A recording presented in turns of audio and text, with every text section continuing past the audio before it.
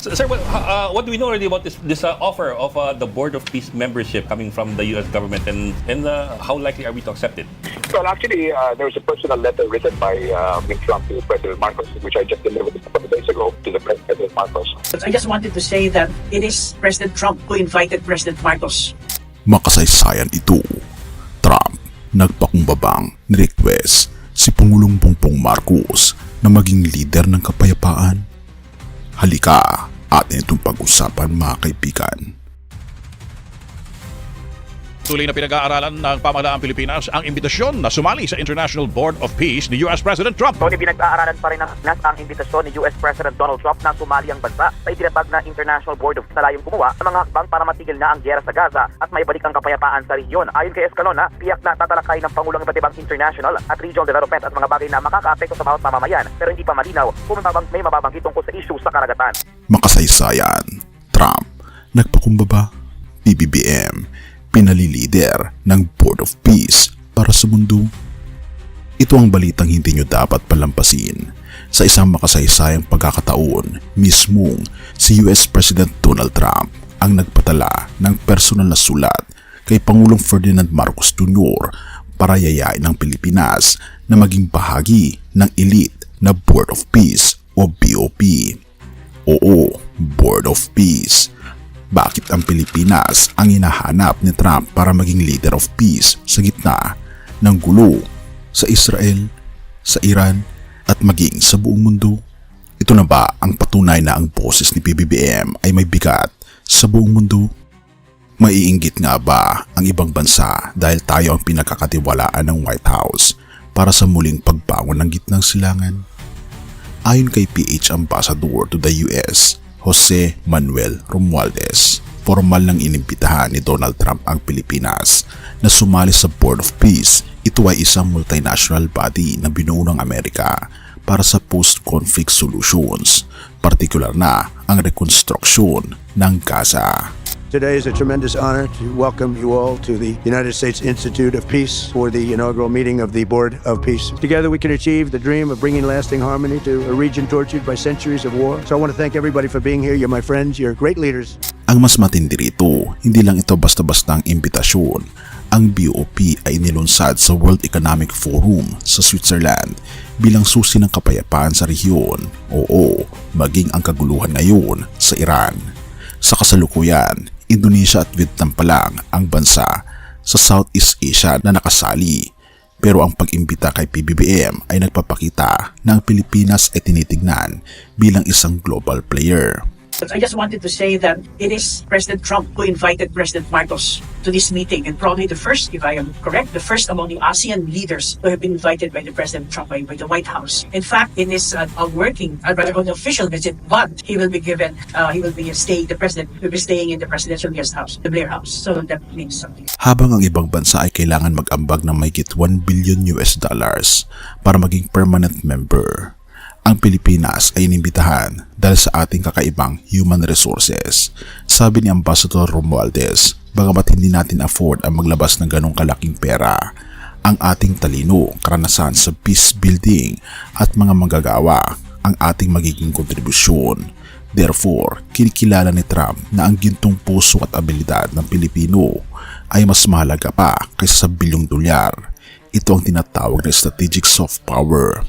Hindi tayo pinipilit sa pera, kundi hinahanap ang ating liderato at serbisyo para sa tunay na kapayapaan. Sir, what do we know already about this offer of the Board of Peace membership coming from the U.S. government, and how likely are we to accept it?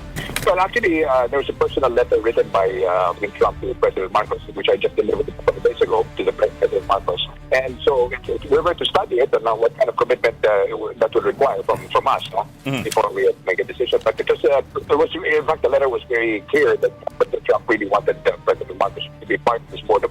Ang pagsali sa Board of Peace ay magbubukas ng pinto para sa ating mga eksperto at manggagawa na makatulong sa muling pagtayo ng mga nasirang lungsod. Ayon sa DFA, pinag-aaralan na natin ang lahat ng angles para masiguro na makakatulong tayo nang hindi na ilalagay sa panganib ang ating bansa. Ang pagkilalang ito mula kay Trump ay isang malaking sampal sa mga kritiko na nagsasabing walang boses ang Pilipinas sa usaping global. Kaibigan, ang katarungan ng ating Panginoon Diyos ay pinapakita kapag ang mga nagpapakumbaba ay itinataas. Ang Pilipinas na madalas maliitin ay ginagamit na ngayon para magdala ng kapayapaan sa ibang mga bansa.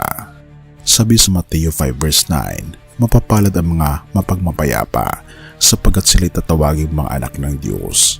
Kaibigan, ang awa ng ating Panginoon Diyos, ang kanyang grasya, ay isang karangalan na tayo'y nagkaroon ng oportunidad na maging leader of peace. Ang kanyang awa, ang awa ng ating Panginoon Jesus, ay nagbibigay ng pagkakataon sa ating mga kababayan na maging instrumento ng paghilom ng mga sugat sa giyera. Therefore, ang imbitasyon ni Trump ay hindi lang usaping politikal. Ito ay isang banal na pagkakataon para sa Pilipinas na magniningning bilang Light of Asia. Kaibigan, sapagkat ang tunay na light, ang tunay na liwanag ay masusumpungan lamang sa ating Panginoon Jesus. Kaibigan, ang kapayapaan ay nagsisimula sa ating Panginoon Diyos, na ito'y humihimok sa ating mga puso. Lumapit tayo sa Kanya, sa ating Panginoon Jesus, dahil siya ang tunay na Prince of Peace na nagbibigay ng pabor sa ating bansa. Purihin ang ating Panginoon Diyos at tayo manalangin. Ama naming Diyos, makaparayan sa lahat na nasa langit, salamat po sa makasaysayang imbitasyong ito para sa aming bansa. Salamat po sa pabor na ibinibigay mo sa aming Pangulo upang kilalanin siya bilang leader ng kapayapaan. Gabayan niyo po ang aming gobyerno sa pag-aaral sa Board of Peace na ito, naway maging instrumento kami ng pagtulong sa mga biktima sa giyera. Pero higit sa lahat, Lord, panatilihin niyo po ang kapayapaan sa aming mga sariling lupain. Ikaw ang aming tunay na sandigan. Pinupuri po namin kayo at pinapasalamatan, o aming Panginoon Diyos, sa inyo pong kabutihan sa amin, at patnubayan po kami at patawarin po kami sa lahat ng aming mga pagkukulang at pagkakasala, sapagkat ito po ang aming samot hiling sa matamis na pangalan ng aming Panginoon Jesus. Amen. Bago natin ipagpatuloy, kaibigan, siya nga pala ang Great Controversy, na isa sa mga pinaka-kontrobersyal na libro dahil tumutukoy ito sa mga propesiya sa libro ng Daniel at Revelation na nagaganap na sa panahon natin ngayon, bago ang pagdating ng ating Panginoong Diyos ay pinamimigay na namin ng libre sa pamamagitan ng PDF. At ito ay nasa limited lamang na panahon, kaya i-click mo sa description sa baba upang ma-avail mo, kaibigan, ang napaka-importanteng libro ito na magbubukas sa iyo sa mas maliwanag mong hinaharap. Purihin ang ating Panginoong Diyos at tayo magpatuloy.